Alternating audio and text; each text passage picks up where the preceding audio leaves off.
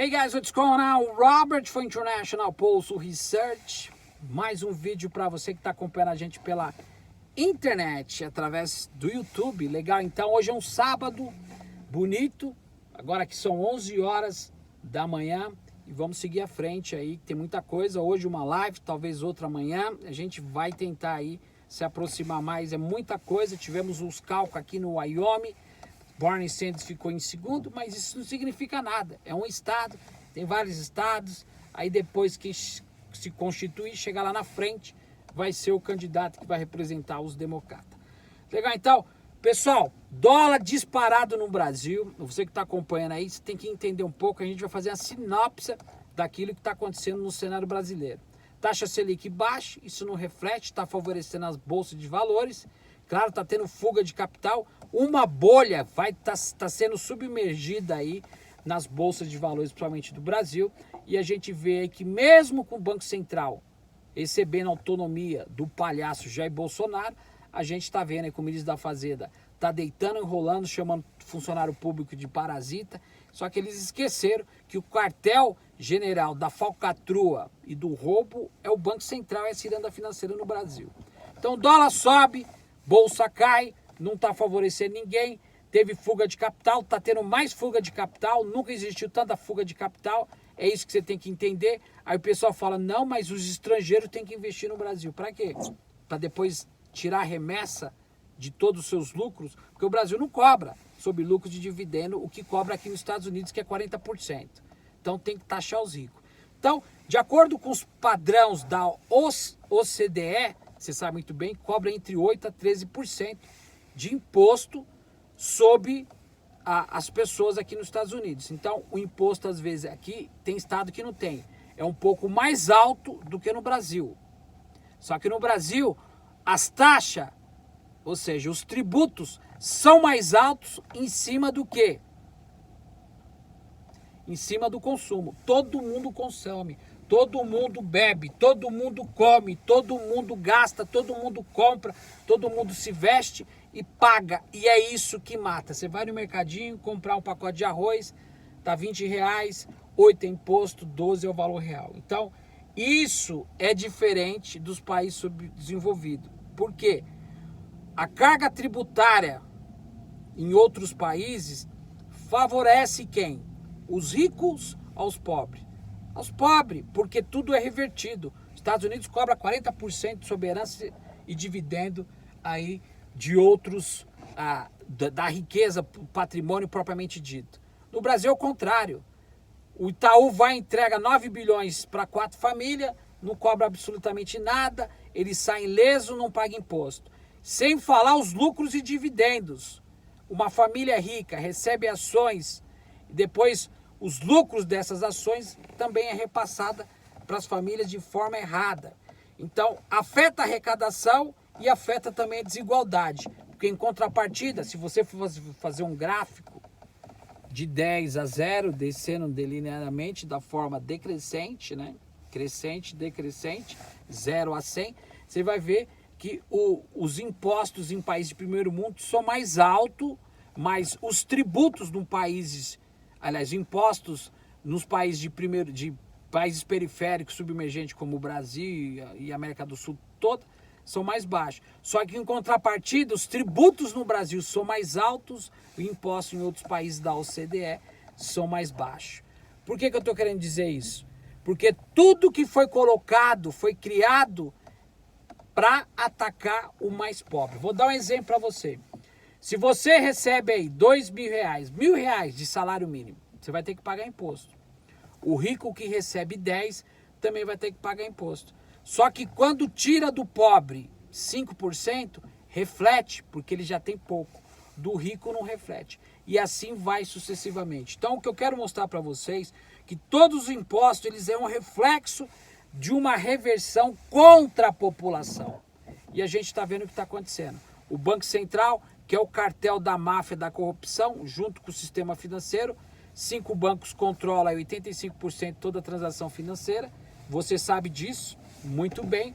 Nós temos a securitização do crédito, o governo privatizando e o Banco Central criando estatal. O governo privatiza e o Banco Central cria.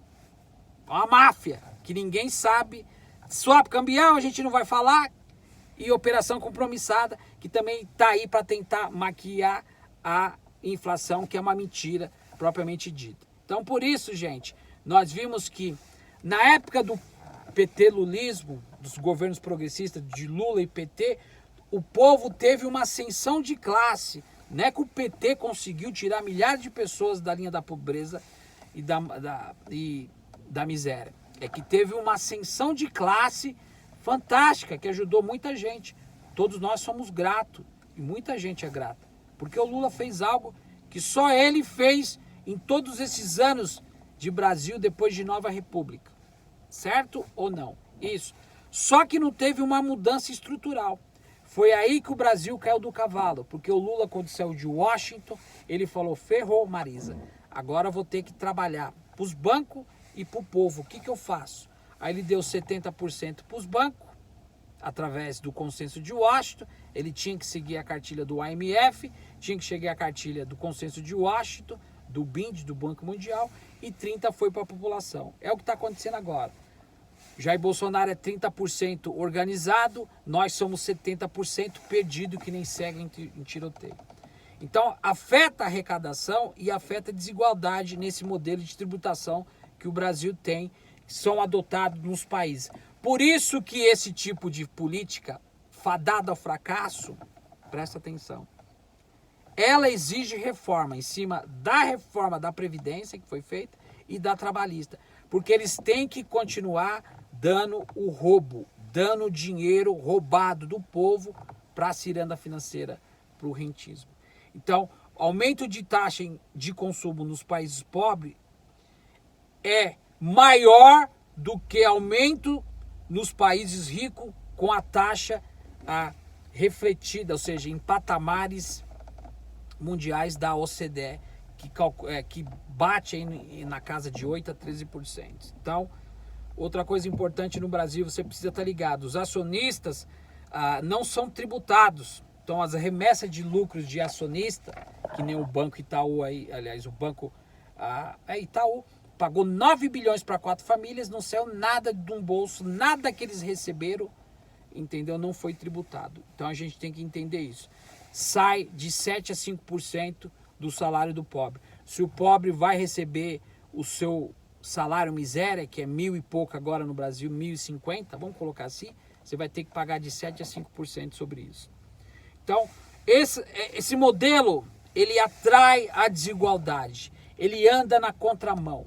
E a gente vê um ministro da Fazenda, que é um chefe de quartel, que está envolvido em escândalo e continua dando as cartas, fazendo o que ele quer, e vai agora, junto com a autonomia do Banco Central, eles vão realmente fazendo aquilo que eles querem, para poder drenar um cara que vive numa cobertura, que não está contribuindo, está desmontando o Brasil em todos os aspectos, e eu gostaria de chamar a atenção sobre isso.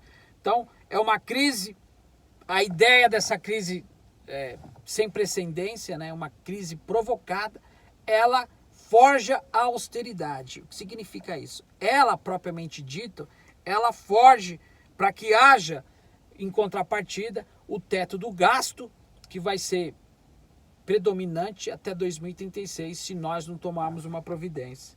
Então, a própria Lava Jato, aí, só para vocês terem uma ideia, ela conseguiu arrecadar aí, né, resgatar 44 bilhões em 4 anos, e enquanto isso, a gente está vendo aí que a fuga de capital já alcançou mais de 600 bilhões de dólares. Isso quebra a invasão de fuga de capital e principalmente a fuga de divisa, né? Que é uma outra coisa que acontece. Então, os grandes ricos no Brasil, que são 6 que controlam metade da riqueza do país, eles entram nessa evasão de fuga de capital.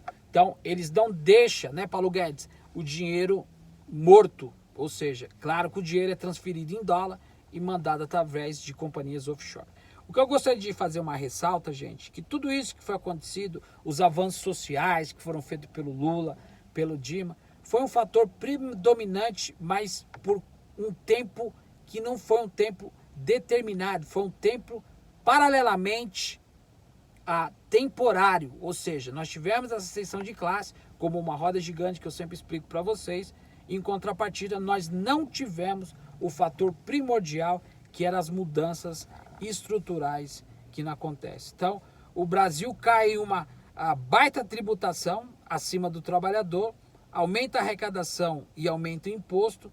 Em contrapartida, as despesas continuam aí gigantescas. Nós temos um déficit gigantesco, e o que eu gostaria de finalizar para vocês, para terminar esse áudio, é que vocês realmente prestem atenção no que vai acontecer hoje. Guardem água e alimento.